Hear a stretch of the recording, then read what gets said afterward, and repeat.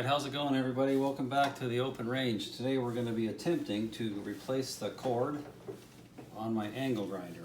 I like this tool quite a lot. It's about 15 years old, maybe 20, and the cord, I guess just because of age, although it's not that old, is just the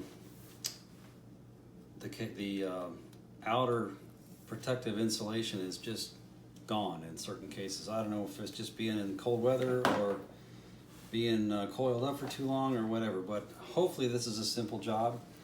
I got a new cord just from Amazon, made sure it was the right gauge wire. It's an ungrounded plug, a two-pronger. So an ungrounded plug, so a new ungrounded plug, similar gauge wire. Just gotta be slightly careful of that because the amperage on the tool. But I think it's the right cord, or close enough. I think it's the right cord. So let me get a close-up image, and we're going to take the half off the tool here, run the new, in theory, I haven't taken this apart, this is real time, run the new cord through the boot here, and then probably wire it back on a ground and a hot onto 2 screws, and screw it back together, and hopefully it's as easy as that. So let me recalibrate the camera, and we'll be right back. Alright, let's see if we can make some headway here. These screws are a combination of a flathead screw and a Torx, but I have some Torx, which, you know, as you know, a Torx is kind of like a Allen wrench, but got kind of a star shape, but flathead screwdriver ought to work just fine. So let's see, I'm paying attention to the screws, make sure they're all the same length. Looks like they are. And hopefully this is just sort of a clamshell sandwiched together 2 plastic halves to the rear end. There's a seam right here, so hopefully this rear end half just comes right off with the boot kind of sandwiched in there with kind of a flange. And we'll see how the trigger and stuff is in there. Let's see, so not coming off just yet. There we go, maybe. Do a little persuasion with a screwdriver. I'm just prying it off a little bit. There we go. Okay. So I'm doing this, I haven't had this off yet, so like I thought, that boot sticks in there. And we'll thread the new cord through that boot. And I can see the one, there's a blade connector. It looks like I'm going to have to reconnect. This doesn't look quite as simple as I thought. Looks like this trigger, there's the catch for the triggers to hold it down while you're running it if you want to not hold it down while you're running full speed. And oh yeah, I see it. See, this other half comes off too, because the white neutral is on the one side and the black hot is on the other side. So okay, so those are blade connectors. I wasn't expecting that. So let's see if I can pry those off, or let's see. Grab a pair of pliers. Not seeing exactly sure how those are in there. There's spade connectors. Ah, got it. Okay. So they just sort of easing that off. Okay. So there's the old cord. I've got to remember that the white, the neutral, goes on the left-hand side here. That'd be a bad thing to forget. So now the challenge is I got to get these old spade connectors onto the new cord. I was thinking there'd be a screw that I could just strip the new wires and screw back down, but these are blade connectors, spade connectors, so I should be able to pry these off. Worst case scenarios, I'll have to buy new connectors, or I might have some.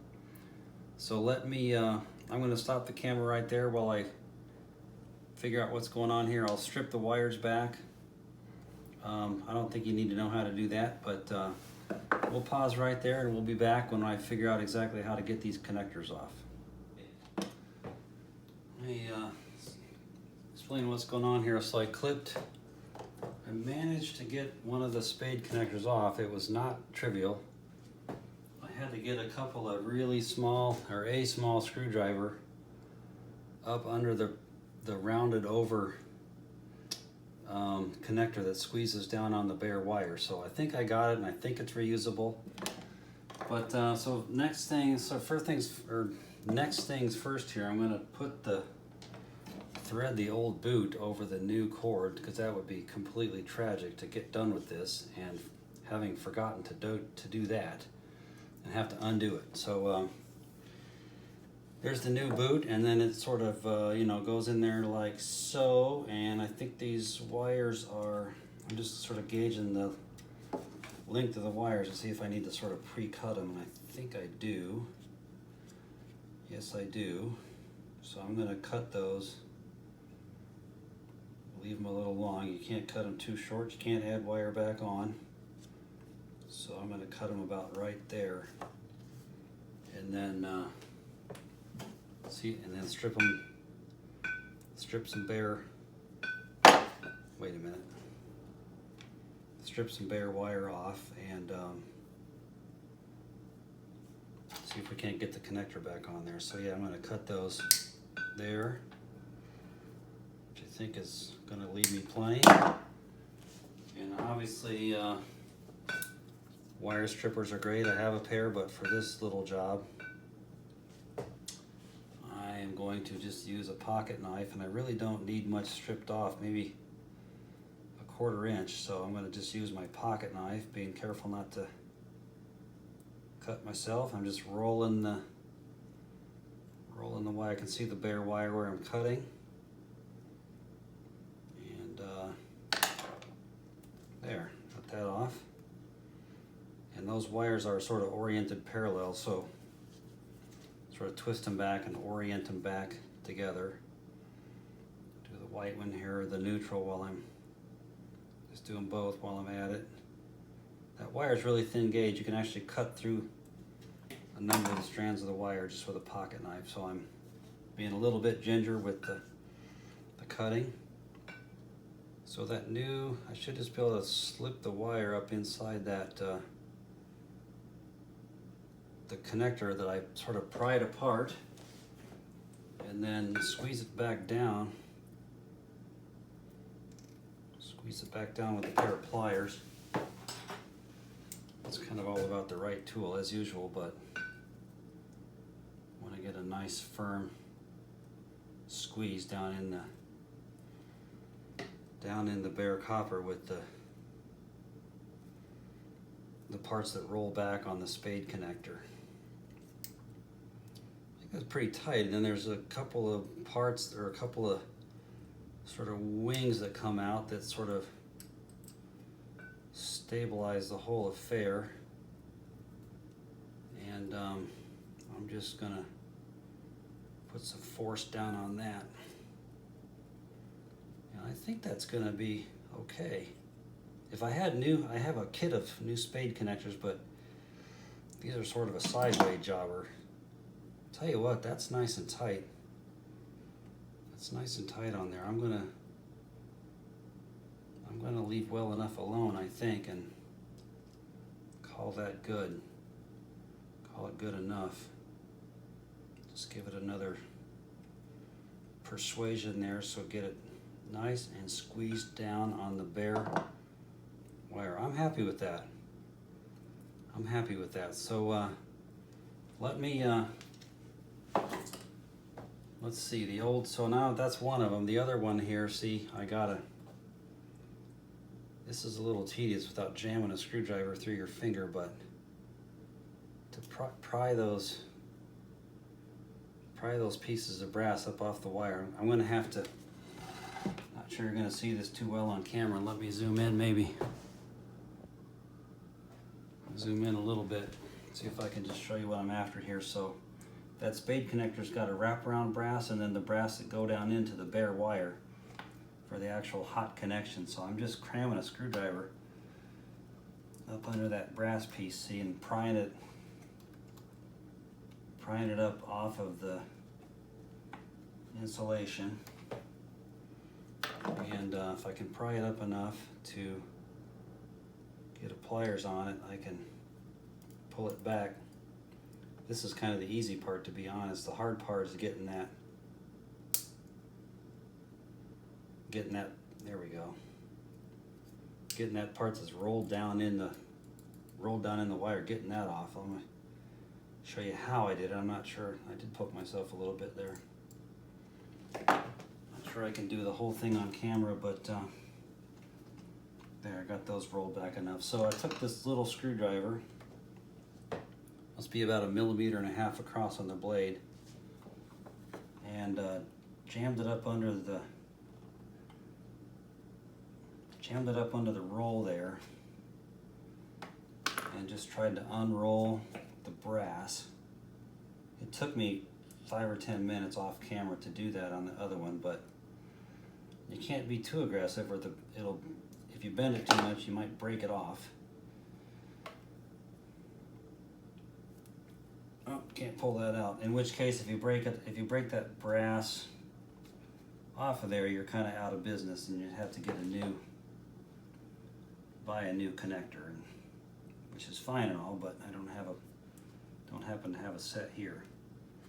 So I think I'll shut the camera off while I wrestle around on this, but I'm essentially got my tiny screwdriver, and I'm trying to get down under that brass flap, pry it back up off the wire, and then I'll put the new one back on like I did here a second ago. So let me tune out for a sec, and we'll be back.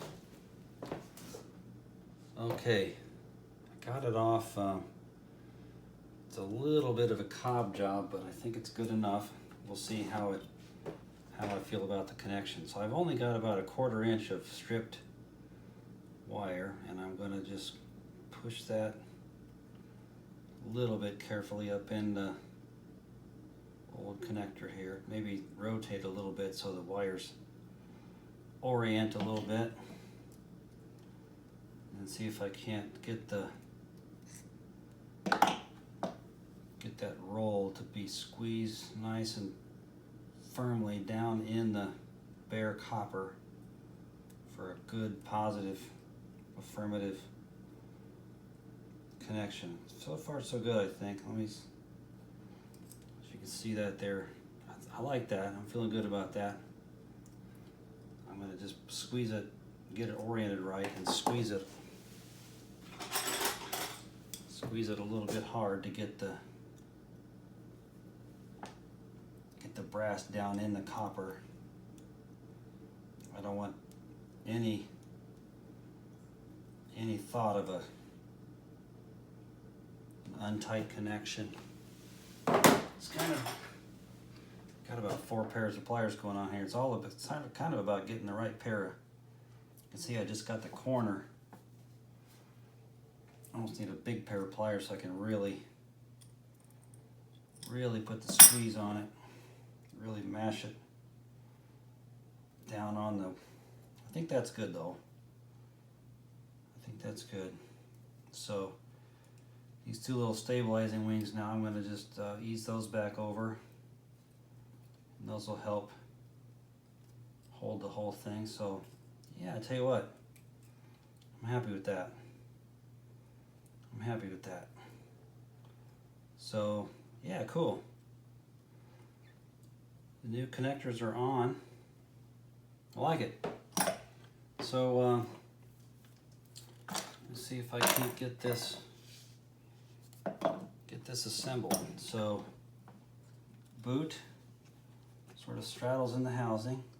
Remember, the white goes on the left, and the black, the hot, goes on the right. You gotta there's not a lot of room in here, so I'm gonna orient the wires appropriately. So there, the black is on, and I'm going to ease the white onto the spade connector. Hey, nice. Okay, so the casing then orients back. Thusly, the trigger holder, and let's see if it's that easy. I'd be happy if it was that easy, but by golly, might be. See if I got the, yeah, I think I got the trigger oriented with the button. Yeah, this back button holds the trigger down if you're wanting to two-hand on the grinder without letting go of it. Let me just get another visual here. Yeah, that white wire should be,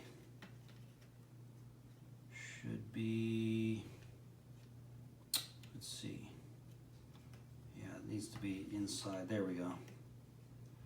Okay, that's better. I'm glad I looked because the wire was sort of in the way of the screw hole. And yeah, I think we're good. Hopefully I didn't jinx it. Yeah, all right, let me get a screw or two in here and see how I'm feeling about it. So the boot's on there, cool, super cool.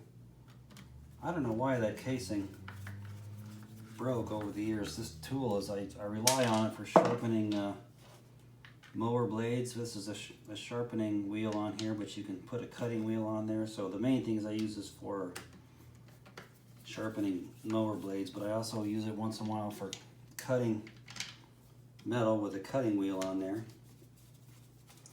Pretty versatile tool. Not super critical, but very handy. I prefer this over a bench grinder for sharpening blades, lawnmower blades and such. I think this is going to work. So that cord was about $15, I think. So if this works, that was well worth the money for a new cord. The other one was so ragged and tattered, I was not feeling great about the safety of it, especially in wet grass or whatever. Snug those down. And there you go. New cord. I'm going to go outside and just fire it up just to feel good about it. I don't think you need to watch me do that, but that's a successful remodel, a new cord. Just make sure you got the right gauge. You can check on the label here for amperage. Make sure the wire's size is appropriate, and take your tool apart.